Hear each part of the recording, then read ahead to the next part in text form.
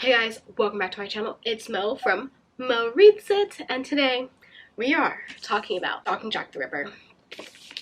I'm really excited to start reading more new books. So on Book Talk, everyone's talking about this author, and I was just like, oh, I should start reading some of her work because everyone's talking about what's it called? Curse Kingdom, Kingdom of the Curse, whatever. I don't really know what it was called. So I was like, I want to read some of her work, and I feel like I was gonna really like it. So I ordered the entire series on Amazon, and I actually got a really good deal on it for Black Friday, so I was so happy.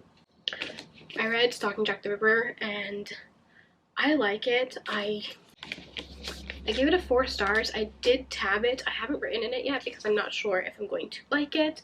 Something I've been noticing a lot lately is that the first book is good, and then the second book is better, and I feel like this is true for this as well. So far I've only read this one, Stalking Jack the Ripper, and Hunting Prince Dracula, and this one I tabbed up so much. The red is all of my favorite quotes, so I'm really happy about that actually, because I do like the second one better than the first one. I think the second one has better writing. I think the first one is good. It's a good foundational story, and I think we needed to have it. And I really enjoyed the relationship between Thomas and Audrey Rose. This was her debut novel, and it's about and this is pretty much about Audrey Rose. She is a Victorian young lady in England, yes, in London, and she actually wants to study forensics, and she goes on this journey of learning forensics in a world that's pretty much dominated by men. And not only is it dominated by men, but the world actually thinks it's not nice to disturb the dead. Like, if someone died, leave their body alone. So there's lots of stigma behind cutting someone open to find out why they passed.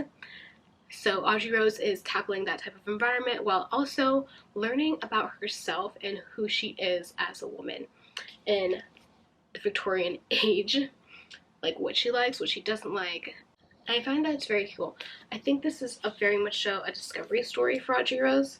The loss of her mother did, in fact, push her to pursue what was going on with death, and so the loss of Audrey Rhodes' mother is really what pushes her to learn forensic scientists. Her dad's a doctor, her uncle's a doctor, and her uncle's actually a forensic scientist.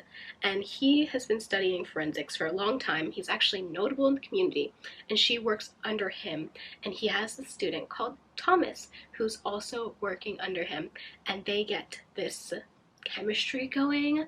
And Thomas is pretty much, and y'all, it's really funny to me, but I honestly think Thomas is very Will Herondale-like. He has very Will Herondale of Clockwork Angel premise, like kind of like a jerk but still trying to be kind, not knowing how to be kind, and it's kind of annoying, but also it brought up fun memories of Clockwork Angel to me, and that's how I actually really feel about this book. It brought up fond memories of Clockwork Angel to me, like in London. Audrey Rose is very much so like Tessa, even though she's a bit more outspoken, and even though I do feel like Audrey Rose is a bit more outspoken, and it was just very interesting to see that dynamic playing out. I felt like it was very much so the same premise. Like, okay, so now we're gonna get into spoilers, but you know how Clockwork Angel had those automation people who were like pretty much like a robot with like skin on top of it? That kind of happens in this book as well. So there's like lots of parallels I kept finding that grass Stalking Jack the Ripper to Clockwork Angel. How the main character's brother is also Nathaniel, and as soon as I found out that his name was Nathaniel, I was like, oh my gosh, he's gonna be the bad guy. He's gonna be Jack the Ripper. So Audrey Rose and Thomas and her uncle are all trying to figure out who is Jack the Ripper. Who is this person who's killing all of these women in such gruesome ways? And this is her journey to discover that it's actually her brother who's doing all this. And that's wild because she's super close to her brother. He's super kind to her. He loves her. He's super protective of her in nature. But I always knew from the beginning of reading this that something was off with him, especially the fact that his name was Nathaniel, and I was making so many parallels in my head to like Clockwork Angel and everything. I was like, oh my gosh, he's gonna be the bad guy. He's stalking Jack the Ripper. And that's the issue I did have with this book. It is predictable. very much so predictable. The writing is good, it's decent, it's a 4-star writing, but like it is very predictable. And I found it so interesting that her dad has a fear of her getting sick because he lost her mother that way. And her brother is just trying to like keep the family together, it seems like. Keep the dad from doing crazy things, keep Audrey Rose to be free, but like not too free, you know, because you don't want your sister like potentially getting in trouble. But I kept making these Clockwork Angel parallels, like it mentioned the Whitechapel murderer, which is also a story from Tales of the Shadowhunter Academy, and I really enjoyed that story because I found it so interesting and intriguing. And they also mentioned that in the book, and pretty much I felt like Thomas and Audrey were very much Will and Tessa, and but from Clockwork Angel, so not beyond Clockwork Angel, because I feel like once Clockwork Prince came out, Will had like eased up and Tessa had eased up a bit, but I feel like this is them, but like times 10, like more jerkish, more annoying, and Audrey Rose is far more spoken up, and she is also a Victorian woman in London, so she has somewhat of the same mannerisms. I honestly feel like if Will and Thomas were in a room, they'd actually become really good friends. The same thing how I feel about Tessa and Audrey Rose. Like, they would become really good friends if they were actually meet in real life. It definitely has... I definitely like that Audrey Rose is into something as interesting and peculiar for this time as forensic science. As a woman growing up in the Victorian era, I'm pretty sure she was looked down upon. Pretty sure people were just like, that's really weird.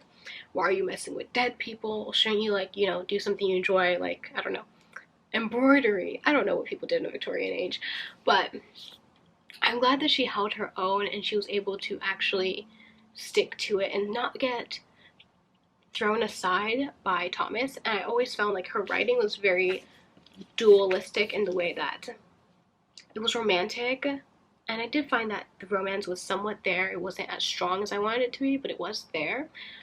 And you could tell that Thomas liked her and cared for her. He just didn't really know how to express it or wasn't really sure about his feelings yet. But that never took away from Audrey Rose's story. Her story was strong. She knew who she was going to be. She knew what she was going to get. And she didn't let romance get in the way of that. Like, I love how they would compete together in class. I thought that was so precious. And I love that Thomas truly appreciated her for her mind and her ability to be his equal. I always thought that was very cute, especially in this time of the Victorian era.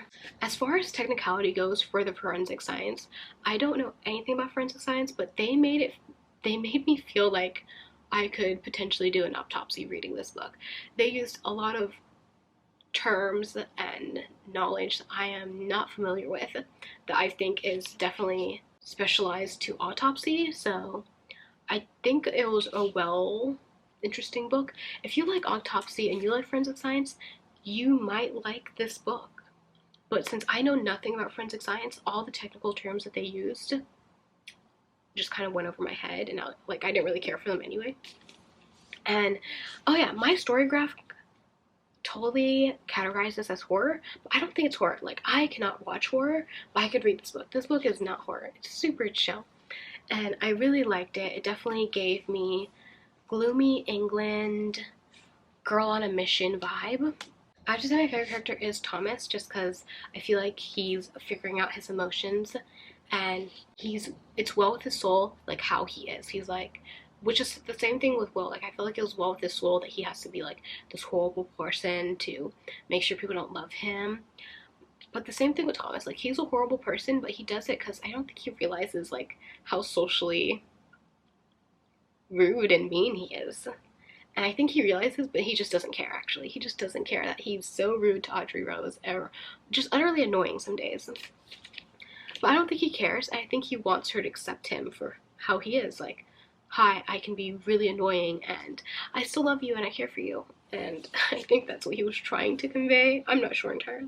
It was off-putting that Thomas was smoking in this book. I found it very odd. I was just like, why does he smoke? but I guess for the time that was realistic. I'm not sure. I don't really know anything about Victorian era outside of what I read in fantasy fiction, and that's not a very good place to get concrete evidence from. But I found it was odd that he smoked, especially since he runs autopsies, so I'm pretty sure he knows what lungs look like when they smoke. And yeah, even Audrey Rose called him out on it. She was like, what are you doing?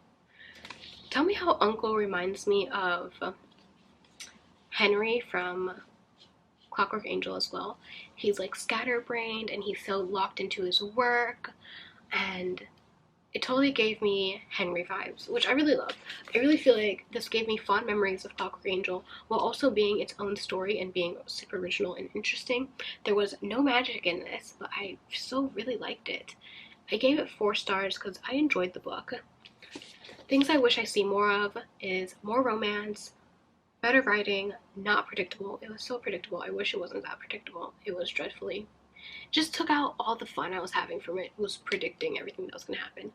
That made everything even more boring. But overall, I really liked reading this book. I thought it was very interesting. It did make my heart like squeeze a little bit for some of the precious moments between Audrey Rose and Thomas, because they were just so precious. I thought they were adorable. Reading this book did make me want to read the rest of the series. I did buy the series, and I hope I actually like the rest of the series even more, because I want to keep these books. I want to love them and enjoy them. But if I don't, I probably will just have to get rid of them. I haven't written in them yet, even though I really want to, because I had so many thoughts, but I did do a tabbing system for them. So anyway, I probably will be doing a book talk for each book in the series. So far, I've only read the first 2 books. I'll be doing a separate book talk for Hunting Prince Dracula. But overall, let's just say it was just way better than Stalking Jack the Ripper. And I hope you guys enjoyed this video. Be sure to subscribe. And don't forget, I'm here every Friday. If you have any thoughts on Stalking Jack the Ripper, or if you're interested in reading it, I did give it 4 stars. I think it was pretty good, so I think you should read it. Check it out for yourself. See if you like it. If you're already a fan of her work, you might already think you're gonna like it, probably. This is my first book by her. It was her debut novel. So yeah. For a debut novel though, I think this was pretty good. Like, for breaking into writing and first time doing the whole shebang. Great entrance. So far, it's not a reread for me yet, so we'll see how the rest of the series goes. I am really liking book number 2, so stay tuned for that book talk. Have a great day, y'all. Bye.